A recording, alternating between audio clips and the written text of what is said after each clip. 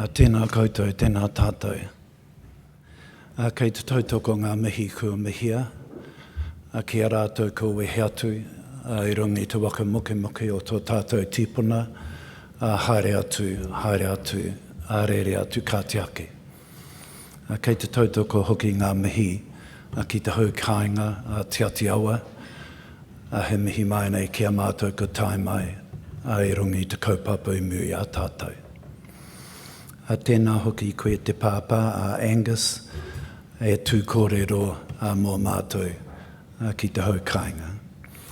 Tēnā hoki koutou ngā whanaunga ngō Ngāti Kahungunu me Ngāti Parau, me ngā waka huri no te motu.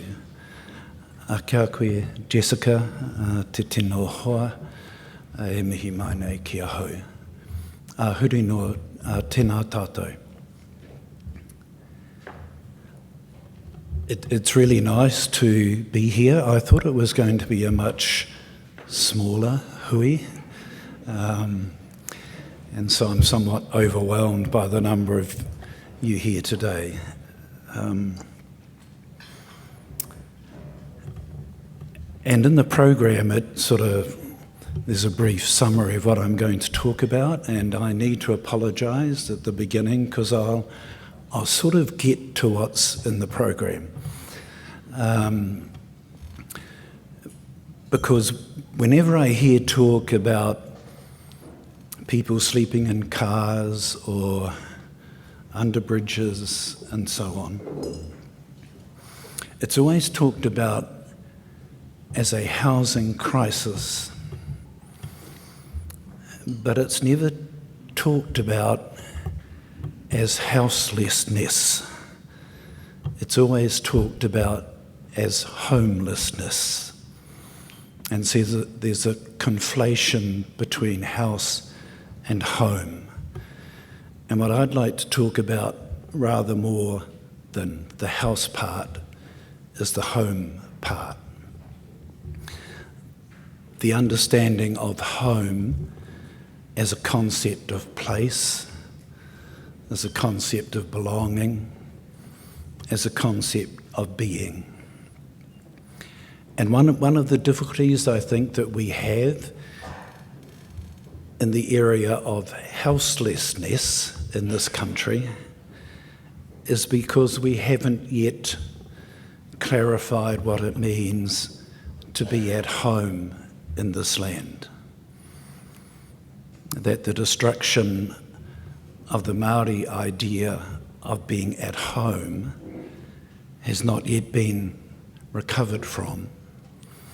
And so there's a rather tenuous and sometimes nervous discussion about what home means.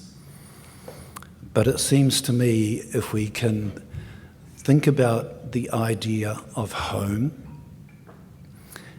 as a place to which we can all belong, as a place upon which we can all stand, then the idea of housing falls more easily into place.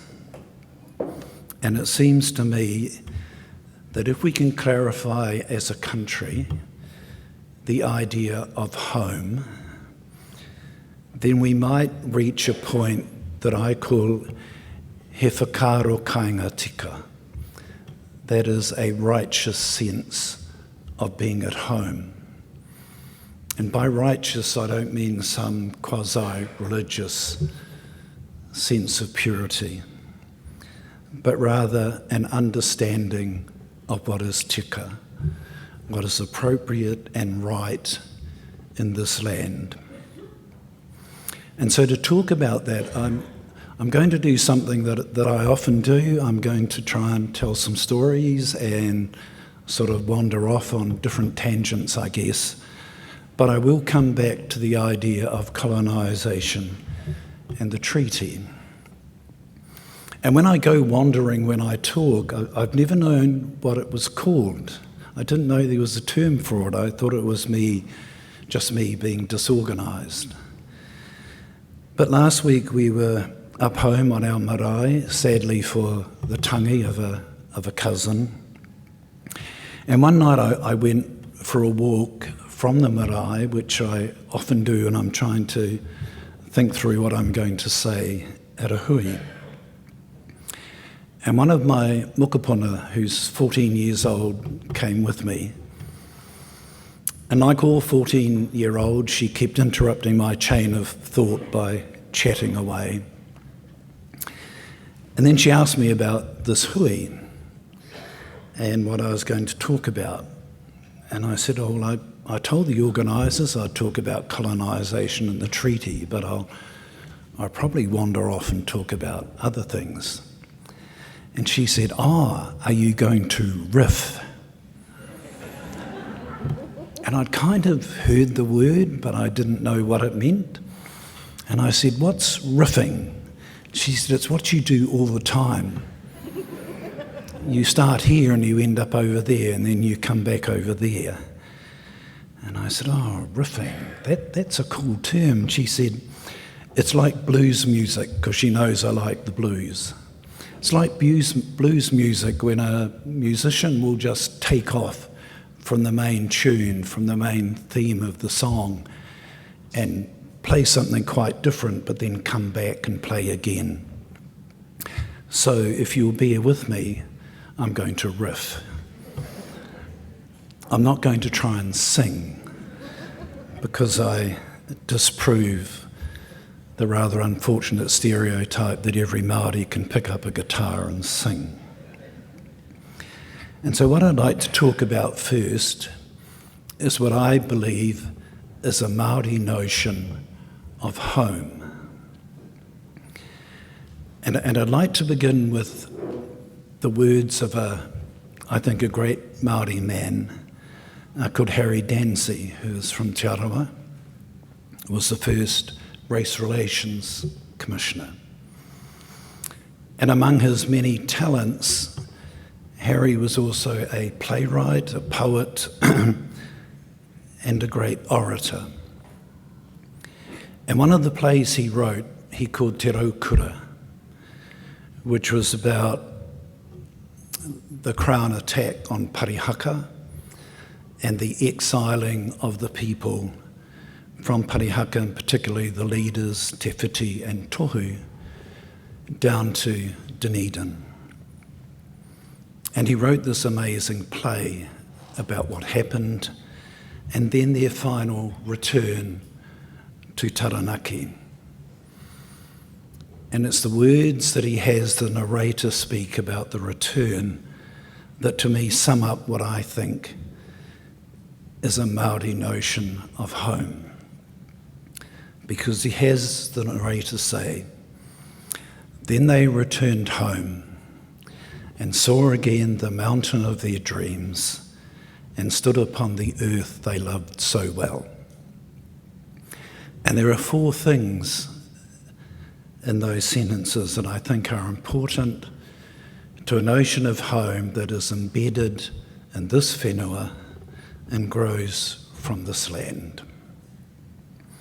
The first is mountain, because the mountain that they saw, of course, was Taranaki. The second is dreams.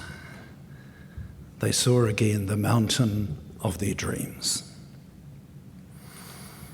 And for me, a notion of home necessarily has to be related to the mountain that determines who you are, the mountain that sits at the centre of your identity, the mountain that you can look up to in times of triumph and trouble, the mountain that sets the heights to which mokopuna should aspire. So there are mountains and dreams. And the other two parts that I think are important from what the narrator says in the play, and stood upon the earth they loved so well. And the two parts to that I think are important are the earth and love. That a notion of home must be as deeply rooted in the earth as are the mountains. It must take its understanding and its strength from the earth that is our mother. And a notion of home must be built on the idea of love, not as some romantic Valentine's Day notion of a fat pink Cupid, but a deep and abiding sense of love that comes from belonging, of love that comes from a certainty of place and a comfort in that place. And so for me, a Māori and iwi notion of home was built on those four things. It was related to a mountain. It was a site from which one could dream different dreams. And like the mountain, it was sourced in the land to which the people and their whakapapa belonged. And it was sourced most of all in love. And those four things were all interconnected. And so the notion of home for me within kaupapa Māori is a relational understanding. It depends upon relationships. And if the relationships are strong, if the ties that bind people together are secure, then whatever house they build to be at home on their whenua will be secure. And for hundreds of years in this country, Māori people were secure and at home. We did not build great mansions, huge temples, because the temples were in the land. We saw no need for mansions. The need was to secure the well-being and the love of those to whom we belonged. And it was that sense of home, that sense of being tangata whenua, people of the land, which most, I think, kept our people safe, vibrant, and forward-looking, and able to look forward because we were confident in the lessons of our past. And then something called colonisation happened. And I remember a few years ago when Tariana Turia was in Parliament, and she talked about colonisation as a Holocaust, and she talked about it as a home invasion. And on both points, she was roundly criticised. The Prime Minister at the time, in defence of free speech, tried to ban Māori from using the word Holocaust, which is one way to ensure that Māori would continue to use it, of course.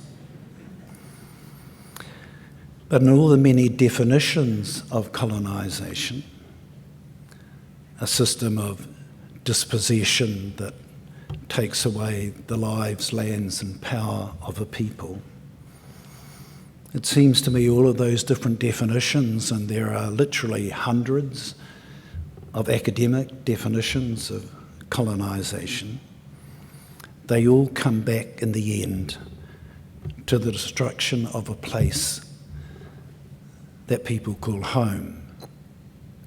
It was literally a home invasion. And one of the things I like to do when I riff is refer to poetry. And some poetry is really good, can move one to new thoughts, and some poetry is really bad. The early colonisers wrote really, really bad poetry. And this following is a poem written by an early coloniser, addressed with that supreme sort of arrogance that colonisers had to all of us. And at the time that he wrote it, we weren't very often called Māori. We were never called Ngāti Porou, Ngāti Kahungunu, Te Aotearoa, whatever. We were called New Zealanders. We were the New Zealanders. So this is the poem he wrote. Hope I can remember it. Fear not, New Zealander. We do not come with hostile intent, but all goodwill, to teach you industry and skill. And though we adopt your country as your home, it is but to help you, because too long in darkness have ye pined. Rejoice, we come your fetters to unbind. The poem is shocking. The sentiment is to me an apt summary of colonisation. Although we adopt your country as our home, is perhaps a supreme euphemism, because they did not adopt our country as their home. They took our home and made it theirs. And the destruction which ensued from that cannot be separated from the issues of houselessness and homelessness that all of you are working to alleviate. But if we are to alleviate it, and I acknowledge all the work you do, I've had the chance and have enjoyed the chance to look at some of the research that you've done, the different programs that are being developed. I want to acknowledge people like Huri and the mahi being done at Te Puia Marae, the work that Jessica and them do. But so many of you who are here, it's important, I think, that we look back in order that we might look forward. And one of the things that a home invasion does, one of the things that I think colonisation has done, is that when you take away the whenua from a people who regard themselves as tangata whenua, when you take away the ability, often literally, to touch the mountains, if you limit their ability to dream their own dreams, if you take away the earth upon which they stood with love, then you render them homeless in the most complete sense. And even if they later build houses, and by the mid-20th century, with the beginning of the move of our people into the cities, many moved into what were then called state houses. So they were housed, but the sense of homelessness had not been alleviated, because the house, the whenua upon which the house stood, was most probably no longer theirs.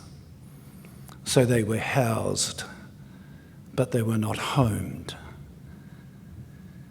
And that, I think, is a difficulty that we still face today, except there are even less of our people actually housed.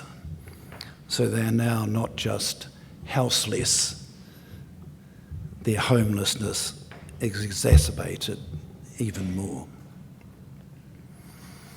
And that resulted from what sometimes is being called the urban drift or the urban migration. And if you take anything at all from what I'm trying to say, I'd be really pleased if you took away a commitment not to use the term urban drift. Because our people didn't suddenly wake up one morning and say, I think I'll just drift to Auckland. I think I'll just drift to Porirua. the move of our people from the little patches of rural whenua that we had managed to hold was driven by deliberate colonising policies. That began in the Second World War with the passing of what they called the National Emergency Regulations, which moved Māori people from the country to work in what were then called essential wartime industries. While they were working in the cities, a new tranche of legislation was passed, including variations on the Town and Country Planning Act and other land-related legislation, which made it more difficult to build houses on what they called communally held Māori land. So the first group of people who were moved to provide essential services during the war were unable to return because they were not allowed to build a house on their home land. Then with the rise of manufacturing industries and so on after the Second World War, a cheap labour pool was required, and Māori were to be that cheap labour pool. And you can follow the deliberate development of government policies to move people to provide the low-paid labour force in those new industries. And then when there were no longer enough Māori to provide the labour pool, then of course people from the other Pacific Islands were brought here to bolster that labour pool. And so they moved into the cities, distance from their mountains, distance from their own piece of earth, often in state-provided houses, often in substandard rental houses. And that for me was the post-Second World War colonisation, was the second stage of moving our people away from the whenua, housing them, but not recognising how they could be homed. And we deal with the consequences of that still. Some of you may be old enough to remember that in the 1980s I was involved in research on why there were so many Māori people in prison. Why is it that at that stage over 50% of the male prison population was Māori?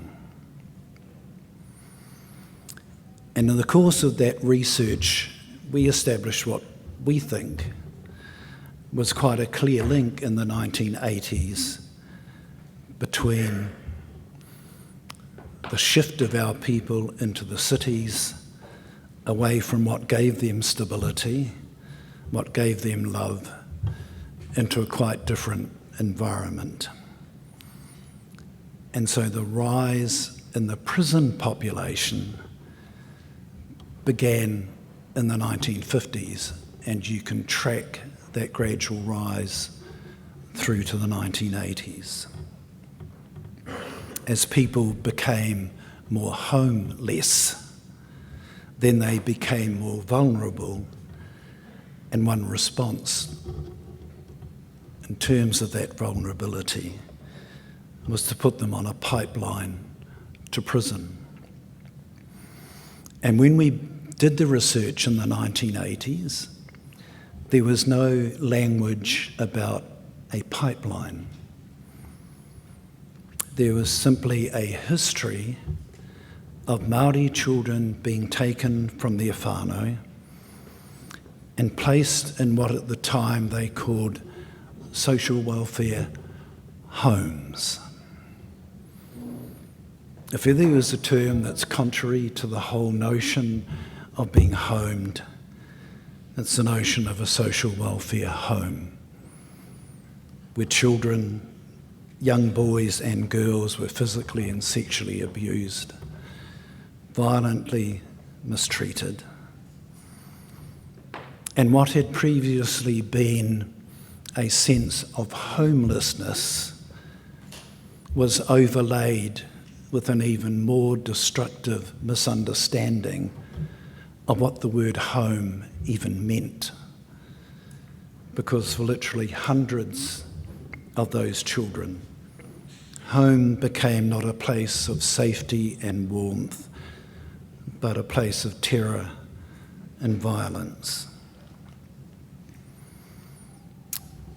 And in the last 4 years, because it's 30 years since that first report was done, we've been doing research to see if anything has happened in the last 30 years that is different. And as Jessica and others will know, it's been some of the most distressing and difficult work I've been involved in. Because the only thing that has changed is that the rate of Māori men in jail has remained about the same. Our men make up roughly 52% of the prison population. The change, though, is that in the 1980s, Māori women made up less than 15% of the women in prison. Māori women now make up 64% of the female prison population, which makes our women per capita the most imprisoned group of women in the world. And that's, I think, a shameful statistic. And in the course of this research, we've talked to just over 600 Māori men and women who have been in prison. And there are some interesting home-related statistics. All of them are children or grandchildren of the people who were shifted into the cities. So they grew up in a place that was not home. But in the last 30 years, that homelessness has been exacerbated by the effects of neoliberalism. And many of the stories of these people, many of whom were taken, as I said, from their parents as well, and placed in state facilities and subjected to the same abuse. Of those 600 people, only 53 of their parents owned their own homes. And when neoliberalism hit and rents were raised, the manufacturing industries which had brought their parents or grandparents into the cities were gutted, then those people had no sense of home at all in terms of a place. And some of the saddest stories, beside the horrendous stories of abuse and suffering, we're having these people talk about being packed up in the van and travelling around as their parents tried to find work. And the bitter hypocrisy, which they were not aware of the neoliberal mantra that there's no gain without pain.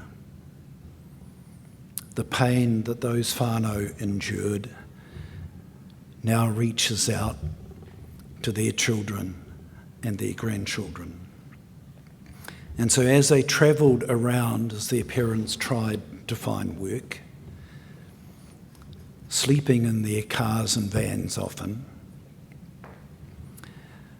the notion in a physical sense of a shelter, that Māori would be homeless in that sense, became a stark reality to overlay on top of the generalised homelessness that colonisation created. And the consequences were almost predictable in their sadness.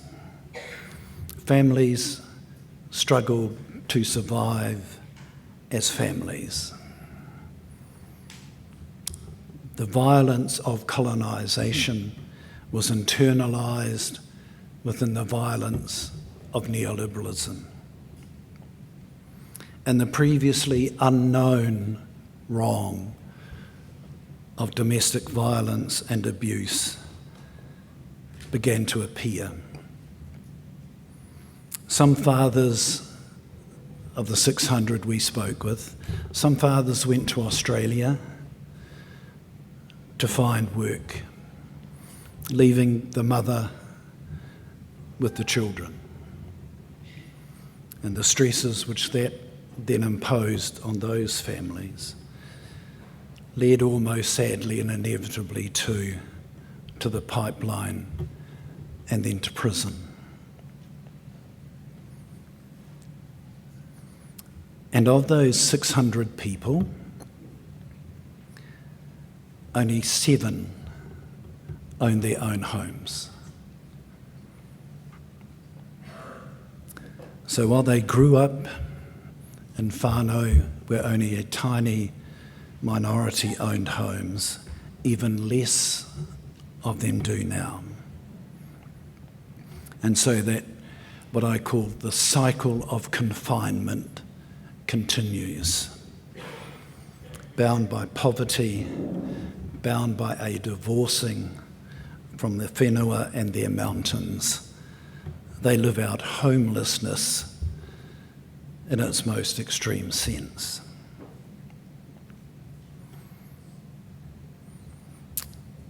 And of those 600, of the 290 odd women who had been in prison that we spoke to, nearly all of them have raised and are raising children as solo mothers. Many of the fathers of those children are in jail. 22 of those women had their babies taken at birth by the state. The state that was unable or unwilling, no gain without pain, to properly support people in housing, in the necessities that help a family be stable. That same state assumed the right to take babies from those mothers at birth. And in one of the most colonising developments under neoliberalism is to see, as I saw recently, and you would have seen in the media, the hospital in Hastings locking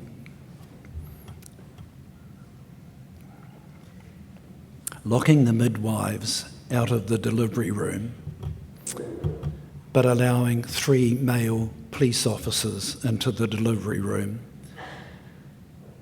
and 3 staff from Oranga Tamariki in order to take the baby at birth. It seems to me that the notion of not being at home reaches its tentacles out in all sorts of destructive ways.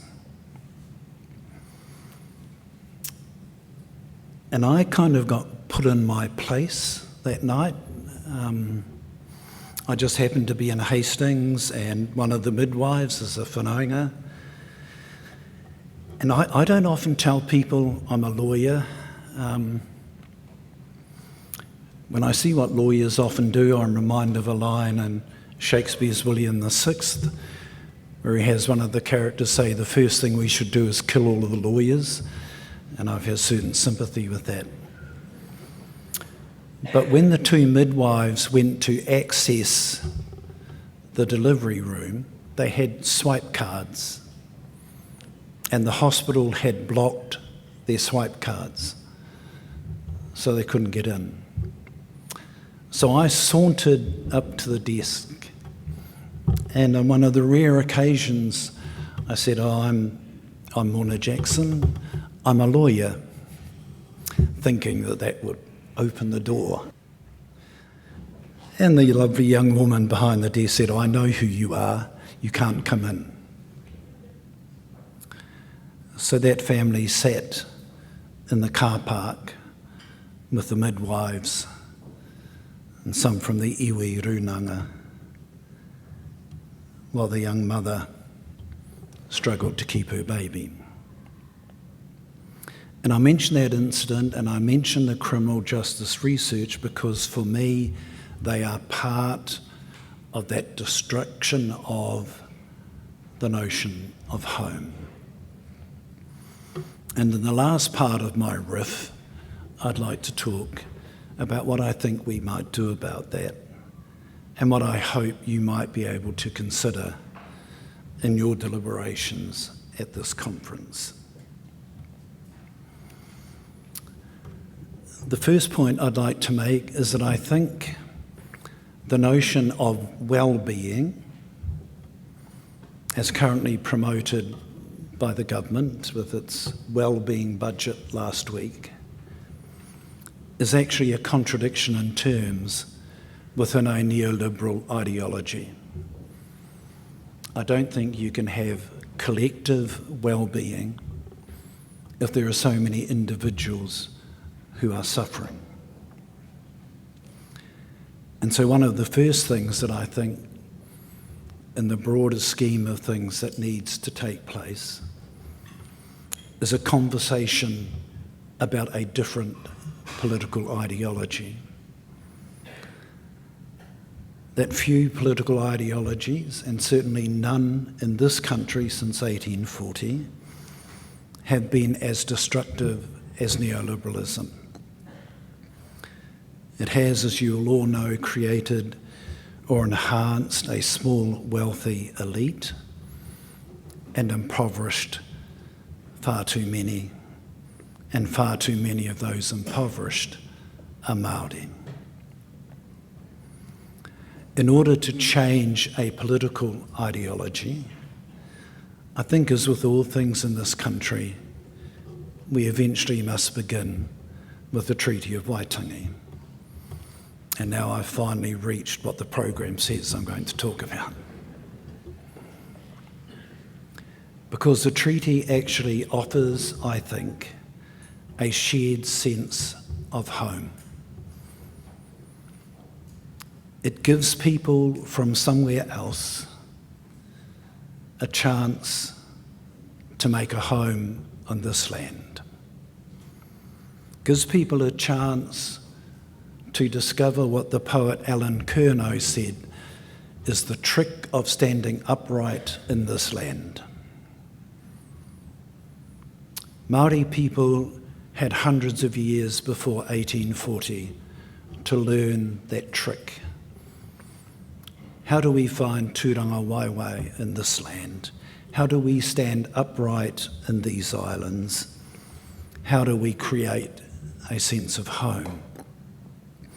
And because home is based, in my view, as I said, on those four things of mountain, dreams, earth, and love, then the understanding of home became whakapapa-based, became relational, and the treaty offered a different relationship to the people who came here after it. And prior to beginning the work on the research into the criminal justice system, which has elaborated on the question we asked in the 1980s, from why do you think there are so many Māori in jail, to include research in Australia, Canada, and the United States, which has given us another question: why do countries with a history of colonisation imprison so many Indigenous peoples? Which opens up a whole different area of research, because the ideas of homelessness, the figures for incarceration, are comparably the same for Indigenous peoples in Australia, Canada, and the United States as they are for here. And that either leads one to say, oh, well, all Indigenous peoples must be born with some criminogenic gene or something. Or there is something in the notion of colonisation which so deprives Indigenous peoples of their sense of home. And there's something in colonisation in the need of the colonisers to control and criminalise those they are dispossessing, which leads to the current state of mass incarceration of Indigenous peoples.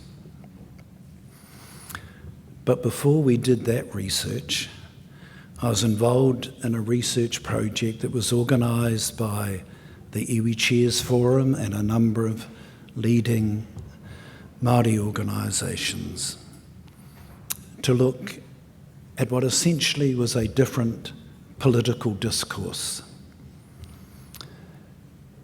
which was broader than just moving away from neoliberalism, but was to find a way of constitutional transformation, to find a way in which this country could be governed that reflected the relationships envisaged in the Treaty of Waitangi.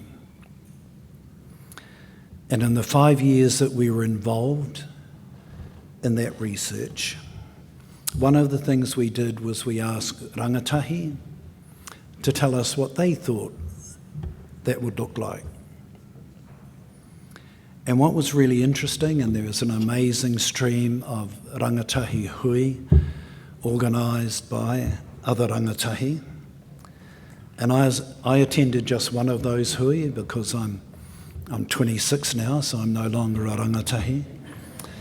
And I was fascinated by the way they elicited information. It was much more exciting, much more technologically driven than what we did. But of the hundreds of rangatahi who attended those hui throughout the country, very few talked about constitutional models. What they talked about were the values which should underpin a treaty-based relationship. And three of the values I think are particularly relevant to this conference. And they relate to the values identified in Harry Dancy's verse. That the first value must be respect for the earth. And if people say, well, how do you incorporate that into a constitution? Isn't a constitution about how a country is governed? Yes, it is. But a constitution should also have a values base.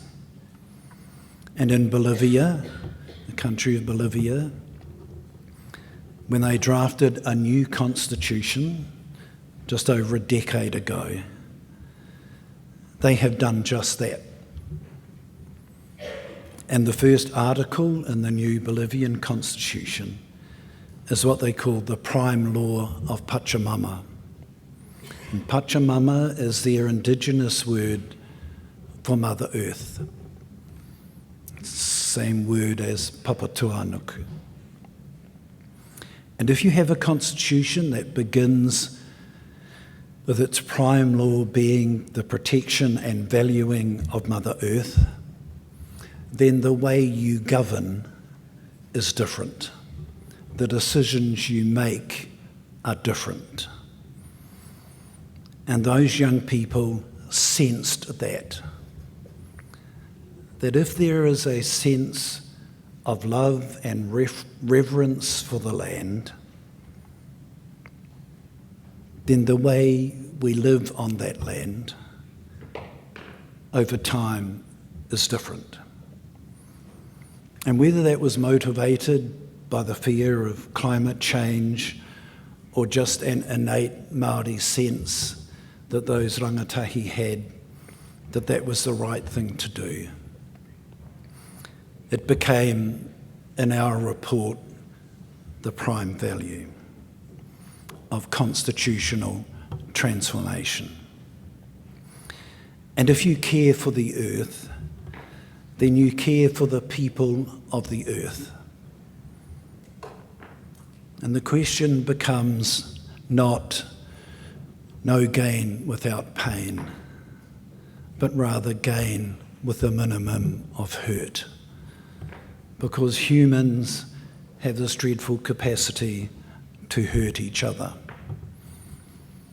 But if we care for the earth, then we develop a collective caring for each other. And so the second value the young people identified grew from the first. The notion of aroha and manaakitanga, that a constitution should reflect the love and caring for each other. And if that happens, then people are properly homed, not just properly housed, but are helped to feel at home in this land. And so the third value is to encourage a conversation about what it means to be at home. What does it mean to stand upright in this land? How do we create a relational sense of obligation and a relational sense that people have reciprocal obligations to each other? And among those obligations is the need to ensure that everyone is homed. When we wrote the report on those 5 years of discussion, the report is called Mā Tike Mai. If you haven't seen it, it's online. When we wrote that report, we tried to bring all of those ideas together to create what in the report is called a treaty-based society. And that in order to give constitutional and political effect to a treaty-based society, then there needs to be changes, transformations in the mechanics of politics, in the way in which power is defined and shared, both politically and constitutionally. And from that will then flow, in my view, a different idea of being at home. And when we wrote the report, we thought we should set a goal for constitutional transformation. And so we chose the year 2040, 200 years after the signing of the Treaty of Waitangi. And if by 2040 we have a different political discourse, we have a different constitutional system, then this country will become, over time, I believe, the kind of place that the treaty envisaged. And all of the work that you do, whether you're in research or helping build people homes or looking after homeless people, that work will bear its fruit in the realisation that not only will everyone be housed, they will be homed in this place. And just as in the play Te Raukura, the people returned home and saw again the mountain of their dreams and stood upon the earth they loved so well, then perhaps our mokopuna may be able to do the same.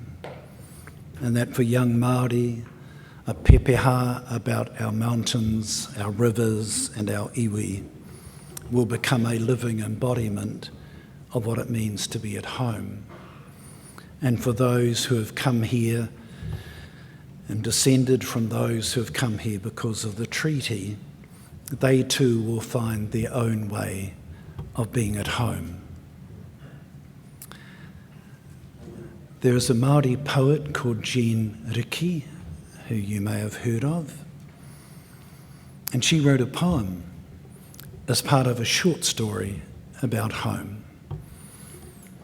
And I'd like to close with that poem. It's quite short. Home is where the heart is. Home is where the heart. Home is where the... Home is where? Home is home. Home is where we know it. Home is where we find it. I hope this conference and your deliberations help you find everyone home in this place. Thank you. Kia ora.